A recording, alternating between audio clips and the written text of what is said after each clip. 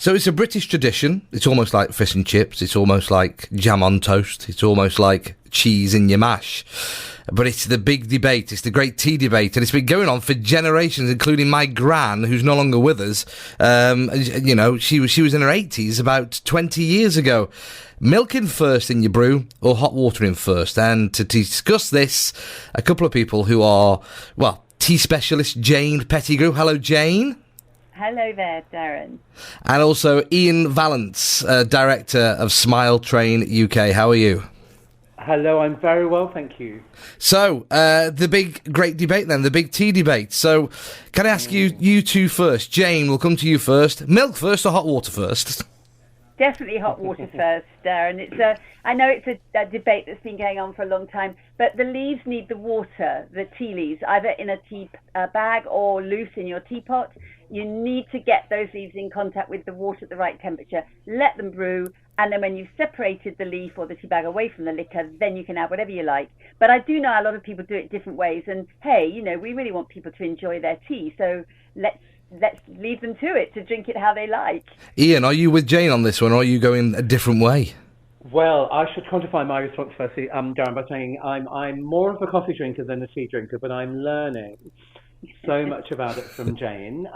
But I do make tea for people. I tend not to drink so much myself, but I'm very much of the milk in absolute last for anyone that has milk. I think I'm sort of up there with Jane.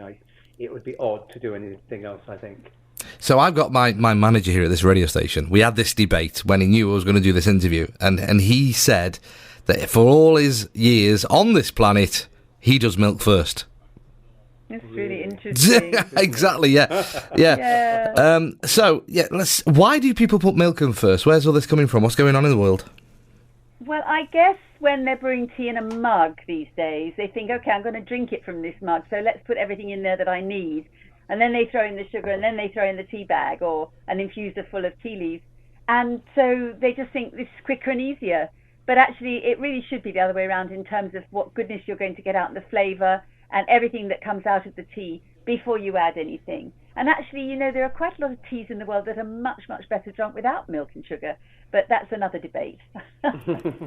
So, the fact that my boss puts milk in first, my dad is an advocate of a teapot. So we're going back to water first, aren't we, with a teapot? Yes, absolutely. You'd never put milk in a teapot when you were brewing tea, would you? So it would be a very odd thing to do. Fantastic. And to continue with the milk in or tea or the water in first, I'm one of these people that will put a tea bag in and leave the tea bag in even after you've put the milk in and drink it with the bag in. Is that a bit weird? Well, it's a bit weird because it must bang up against your lips. But the good thing, I suppose, is that you're going on extracting more of the goodness of the tea. And, you know, tea's a very healthy drink, does us a lot of good. So we're not going to bring in the tea police. We'll let you do whatever you like. There was a headline on my notes here when I read these notes, and I just wanted to dip into this headline. Do you get it? Dip, tea, biscuit, dip. Yeah, sorry. Oh, okay. Oh, okay. Sorry, we're not purposely not laughing at your joke. It's the biscuits that you dip, isn't it? Yeah. The thing I wanted to touch on, though, is a quarter of us are offended when made a bad cup of tea. Can we talk about that in a bit more detail? What is that? Why would you get offended? Well, exactly. I mean, I do think a lot of individuals, probably myself included, we know how we like tea. And when we do it ourselves, we can get it absolutely exactly like we want it. When somebody else makes a cup of tea, you might think, oh, it's not quite strong enough, or, oh, I'm not sure about this one, and there's still the tea leaves in the pot. That's going to overbrew. So I think probably we're all a little bit specialist in our own way, and we think we can do it better than anybody else. If you had a cup of tea made for you, could you tell how somebody's made that tea, by the way? No, not necessarily, unless I actually saw them doing it. No, I mean, I would certainly know if they got the brewing parameters wrong. So, for example, not enough tea or too much tea or the water too hot or the steeping time too long or too short. But again, you know, people do like tea very differently. And not just here, but around the world. People drink tea in very many different ways. So I think we just have to be tolerant. And certainly at home, you can make yourself a cup of tea exactly how you like it. Not so easy when you go out, but we all think we're specialists. Here's an interesting one for you both, Jane and Ian. This one is probably going to make your heads fall off, by the way. I did have probably the reason why she's an ex-girlfriend now, from many, many years ago. She made me a cup of tea. It went cold. She then warmed it up in the microwave. In the microwave! Horrors. Actually, it's not a very expensive product. You might as well just chuck that away and start again, I think. I have heard people say they do that, but it does change the taste. It's just wrong. Yeah, absolutely. So not to mock our American friends and colleagues, but I have heard of Americans making tea in the microwave.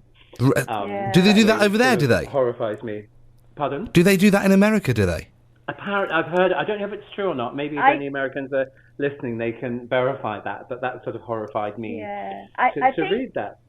I think, I was going to say, I think that sort of stems back to the point where America didn't actually ever have kettles. It's quite a new introduction for the Americans. But yes, I mean, the microwave is there. People think, oh, well, why not? But it really is better to use boiled water in a kettle. So, yeah. But, Darren, to talk about the reason we commissioned this research at Smile Train, to say a little bit about us, we're the world's biggest cleft lip and palate charity. So for anyone not listening, a cleft is where your lip sometimes and the roof of your mouth don't form together as a baby in the womb. And as you can imagine, that can cause all sorts of problems with breathing, speaking, eating, and smiling. So there's a very serious message behind what we're talking about today, but we are launching our Big Smile Tea Party, which is where the tea comes in, for anyone very confused about how there'd be a link with cleft lip and palate and a tea expert. So we're asking people to come together and invite your friends and family around, or you can do it virtually on Zoom, because we're so used to doing that now. Have a tea party, and we're asking people to donate the proceeds to Smile Train so that we can help people around the world who are born with cleft. Here in the UK, that happens. We have our amazing NHS, of course, but in the countries where we work, that's not an option, sadly. So without that funding, there are people who would have to live their lives with an untreated cleft and all that entails. So we can't do any of that work without fundraising. So if people go on to smiletrain.org.uk/Big Smile Tea Party, they can download all the information they'll need. We've also had some amazing celebrity support for our campaign. So people like Dame Helen Mirren, Dame Joanna Lumley, Rod Stewart have signed teapots, and we're auctioning them off. People can go online and bid for a teapot. It may not make the tea taste any better, but imagine how exciting that would be, having a teapot with Rod Stewart's name on the side of it.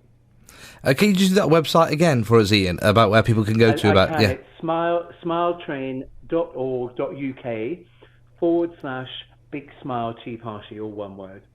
And are you on social media as well at Smile Train UK? We are. It's at Smile Train UK for Instagram, Smile Train UK on Facebook, and at Smile Train UK on Twitter as well. We're on all three. So get those tea parties organised and get involved. Get them going now. Fantastic. Jane and Ian, thank you very much. Before you go, by the way, for both of you, I don't know how you would answer this together, but could you very quickly give us a top 3 or top 5 bullet points to make the ultimate perfect with no problems brew? Oh. Shall I do that, Ian? You go, Jane. Yeah, you're obviously the expert. I could repeat your advice, but I think you go for it. Okay, so rule number 1 is the water. Consider the water you're going to use to brew the tea. It needs to be filtered. Wherever you are in Britain or some parts of the world, the water from the tap has a lot of things in it which are not conducive to giving you a good tea brew. So filter the water. Boil the water up to the temperature you need, and that varies according to whether you're drinking black tea, green tea, white tea, etc. Measure the tea carefully. Now, if you're using tea bags, that's easy. It's 1 per person. And then pour the water on and steep it for the right amount of time. What have I got? 2 more left to do. When you get to the optimum brew level, you separate the tea from the water. So you've got the tea liquor, and you take away the leaves, because otherwise they'll go on brewing and you will actually get a really unpleasant tasting cup of tea. And then, the last point really, just sit down, take a few moments, drink it with this sense of well-being. And obviously when people come together to host these tea parties that Ian's been talking about, smile, because it's going to make you very happy. Absolutely. Fantastic. Jane and Ian, thank you very much for your time, by the way, and talking about this and the really important Smile Train UK as well with Ian. Just, we don't advocate adding anything into the tea, by the way, just for a nightcap, do we? We don't do that at all, do we, folks? We don't? No. I don't think so. Thanks, folks. Thanks very much. Oh, thank you, Darren. Thanks so much, Darren. Thank Lovely you. to have you.